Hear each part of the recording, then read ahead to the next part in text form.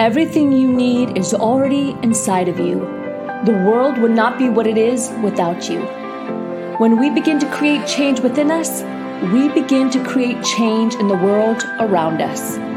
Your journey to becoming your best self as the whole person starts right now.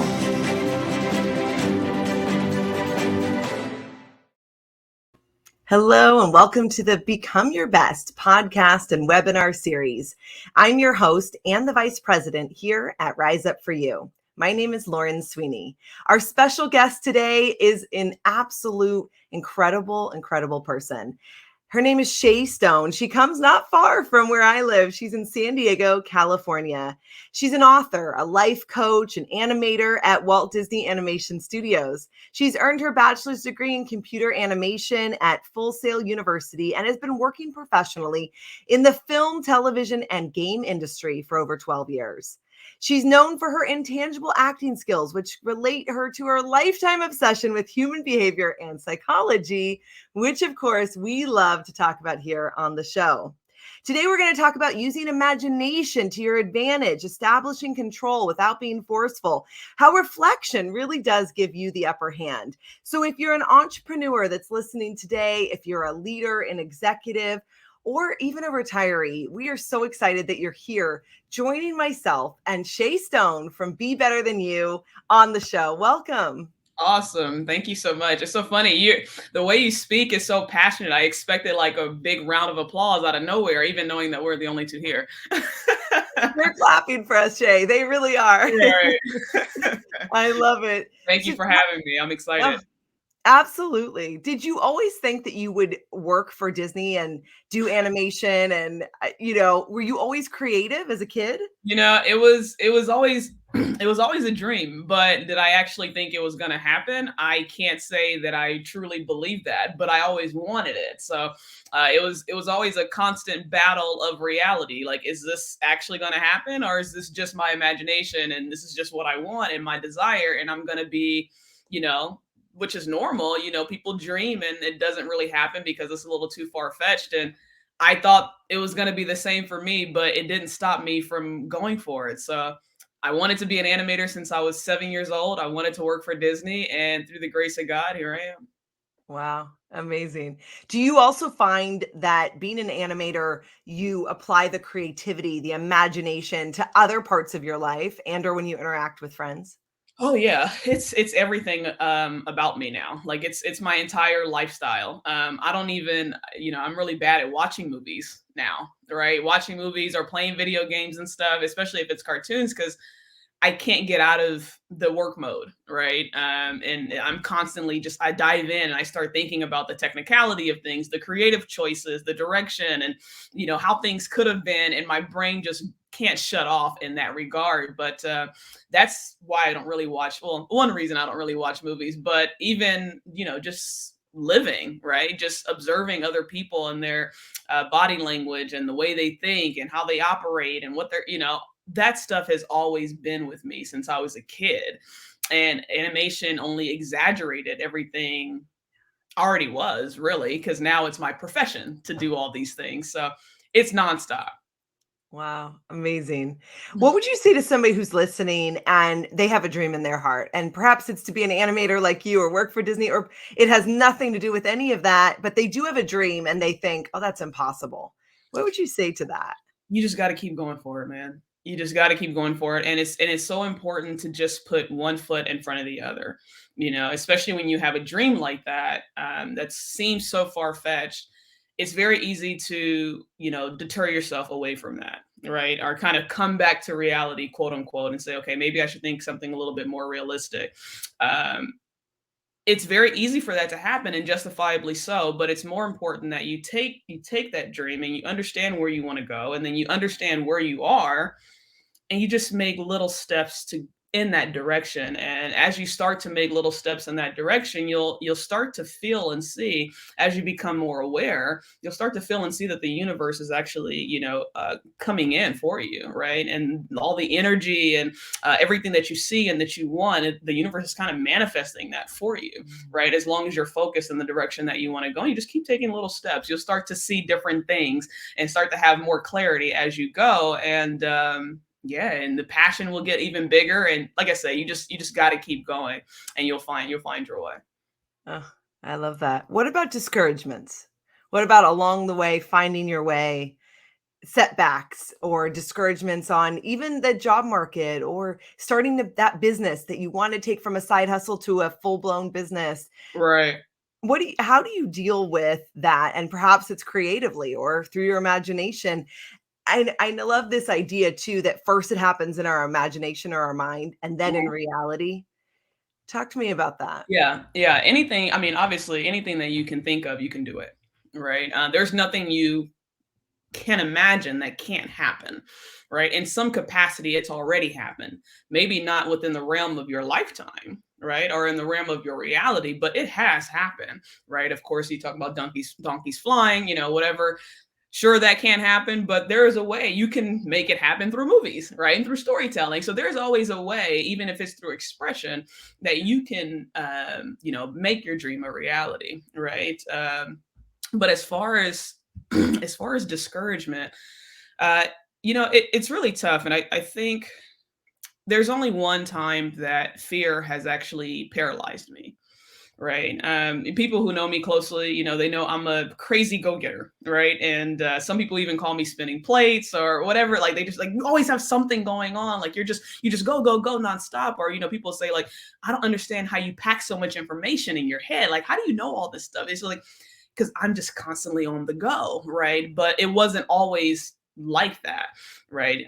Like being unstoppable, right? Before I actually went to Full Sail, before I went to college, it was always the plan for me to go because I knew I wanted to be an animator, right? So at the age of 13, I had it planned that I was going to go to Full Sail University, which required me to leave home, right? To move out of state, away from my mom for the first time, away from my comfort, my family, my friends, everything that I was used to. And this is what I wanted to do. So I was like, yeah, I want to go to the school. And we set it up. The plan was after high school, we go to Full Sail, right? But after high school graduation, fear started to come in, all types of different fear. It was fear of failing, fear of success, fear of leaving my family, fear of being on my own. Like there was just a lot coming in. It was just beating me down. And I didn't know how to respond to it. This was the first time I felt something so big, right? Because fear itself is big, but then to have fear on different levels, right? Different layers of fear, it was very daunting for this little 17-year-old girl, right? So yeah, I went through this whole rampage of trying to trick my mom into letting me go to a community college instead of leaving home to go to where I wanted to go, my dream school, right? And I didn't know. I was like, I know she's not going to fall for this because this has been the plan for years. I have to figure out how to, because if I can sell her on it, if I can sell her on the idea, then I won't feel so bad for giving up on my dream. Right. It didn't work out that way. Long story short. Yeah, I after high school, I went to her and I told her, I was like, hey, I'm thinking about, just going to the community college instead of going to Full Sail, and I knew I couldn't say I won't go to Full Sail. I was just saying like, I'll go to the community college first, get my feet wet, and then we'll go to Full Sail. And she kind of knew that I was full of it, right? But I think she knew that I was fearful, so she kind of let it slide, right? So I did go to the community college. She did let that go. I went for 2 years, and the plan was after that, then we go. No more BS, right? And obviously, it happened again because once I graduated the community college, I went to her with that again, and she did not let me have it this time.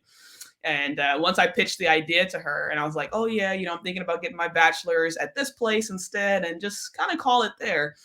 And she turned to me and she said, "Do they have computer animation?" And I said, "Well, no, they have simulation and game programming, right?" Which is not the same, right? But I Right. kind of sold it as I thought it was. But at the time, I had no clue. I said, Right. no, they have simulation and game programming. She said, is that computer animation? And she wasn't kidding. She was super serious, right? It's dead silent. And I said, no. And she said, well, that's the stupidest thing I've ever heard.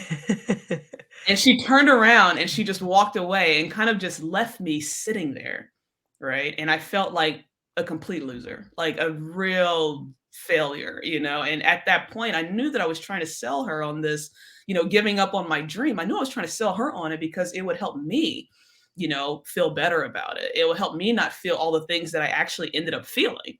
Right. And, but thank God that she didn't let me off the hook and that she did leave me there feeling that way because at that moment, I just couldn't sit with myself. I felt disgusting. And I told myself that was the last time I would let fear drive me. Right. And it was the last time. Wow. It's we talk about having a personal board of directors, like a personal counsel, and it Mm, sounds like a big one for you is your mom. right. And we need people around us because we're human beings. We have fears, we get excited, we have judgment. Like, this is normal. Right. However, who is around us? And in your case, you had an intentional person around you to say, no, but Shay, your dream is to be an animator.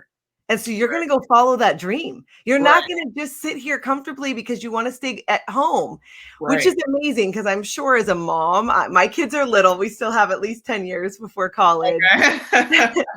But I could only imagine, selfishly, maybe she wanted you to stay at home, but she wasn't thinking about herself. She was thinking of Right. Shay, the animator, working for Disney, which you're doing now. Right. And it's that gap between here's who I want to become Right. and where I'm at right now. At Netta, our CEO, she always says, fear can get in the car, but you're going to put it in the passenger seat. You're not going to let that sucker drive the wheel, right? Right. It's going to Exactly. drive you off a cliff. Exactly. No, it's absolutely that because like I said, as a 17-year-old girl, I didn't realize what was really happening. I felt it, of course.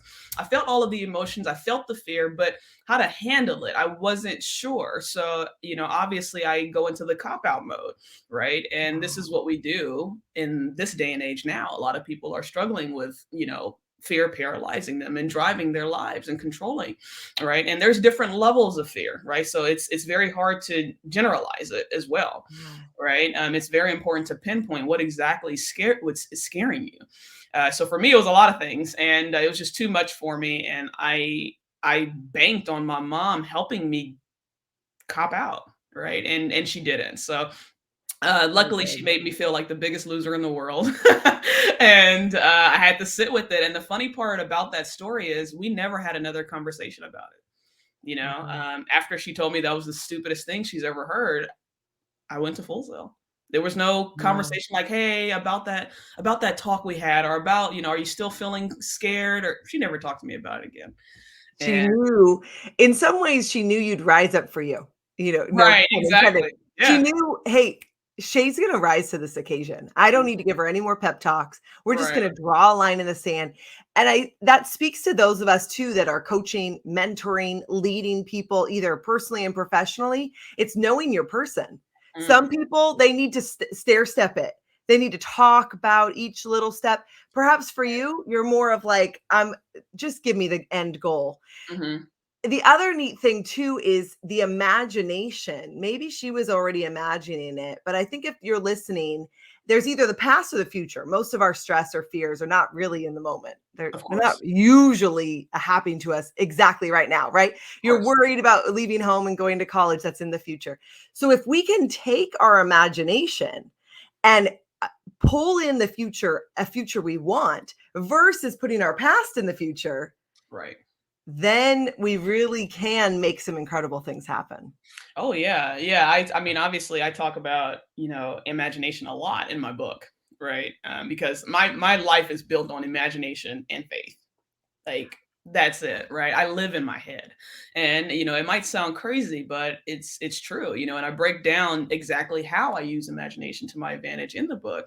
And one of the biggest things is, it's that principle. I picture something in my mind, and whatever that is, once I kind of envision it, it's almost like a blueprint at that point, right? It's like, okay, this is what I want. and I can see myself in it, right? I can see myself living that life. I can see myself in that role. The same thing happened with me writing a book. I've never written a book before. I'm not a big reader. I've never written anything before. And so to imagine writing a book and being an author, it's like it doesn't make any sense, but I saw it, right? And with your imagination, you can see anything. That's the most beautiful thing about it, is that you can create anything, even the unimaginable, right? In your mind. So once you start to see it in your head and you get involved with it, this picture that you're creating in your mind, you get involved with that, you start to put things together because there's nothing in your way, right? You're living in your head. There's nothing in your way. We're not talking about reality, right? So I'm placing things in my head. Okay, this could happen, and this. Oh, what if this? Oh, yep, this probably happened too. And all of a sudden, it's like I have this blueprint. Which at this point, all I need to do is work backwards because I've already seen it, right? So that's kind of just how I operate with my life. And as I envision all of these different things and put things in place in my head, once I saw it, I believe that it can happen, right? So that's where the faith comes in, because you can't tell me that's not possible. I saw it, right? Mm, So it's just about taking those steps to get there now, right? Because I already have a vision in my head of where I'm going. yes. So let's repeat that little nugget there. You can't tell me it can't happen. I already saw it You happen. saw it. That's the power of imagination, intentional imagination. Most of the time, we're just letting it run, pulling in the past. It's mostly negative, and Right. then it's paralyzing us. But no, no. In this case, you're saying, I'm going to intentionally use my mind, which is a muscle, and I'm going to use it for good, for myself Exactly. and really humanity. Oh And yeah, I'm going because it's the same exact thing. Sorry to cut you off. It's the same to exact thing. It's imagination and fear, right? Imagination and fear are the same things. Anxiety and fear, right? It's like our anxiety and imagination. They're all the same types of things. We're just using them in a different way. Anxiety, when people have anxiety, they're usually imagining all the things they don't want to happen, right? When you talk about a fantasy, you're imagining all the things you do want to happen. You're using the same tactics. You're using the same muscle groups, right?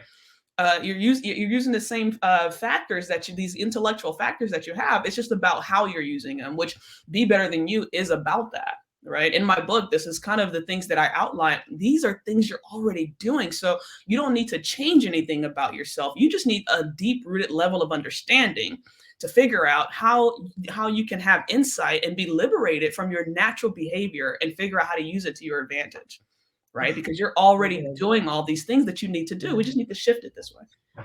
I love that. So tell me, Sherry, where can we find your book? Tell me how do we get in touch with you? I know we can go to your Instagram, right? For Shay, sure.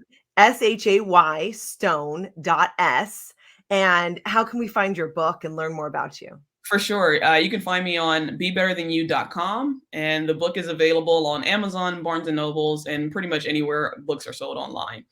Oh, so good. So you can go to her Instagram. You can also go to bebetterthanyou.com and check out your new book. Just amazing. So Awesome. Thank you. we love to ask kind of a closing question, and we'll put the links as well in the show notes. Sure. What does Rise Up for You mean to you?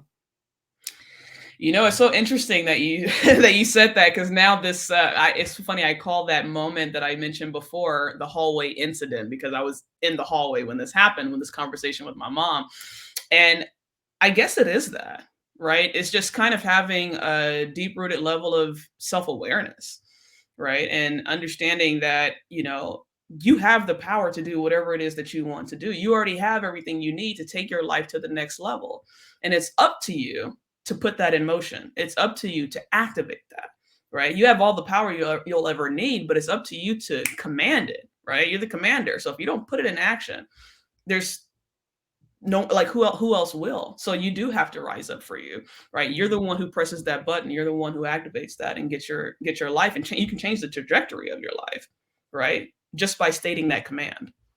Mm, yes, I love it. Well, I can't wait to read your book.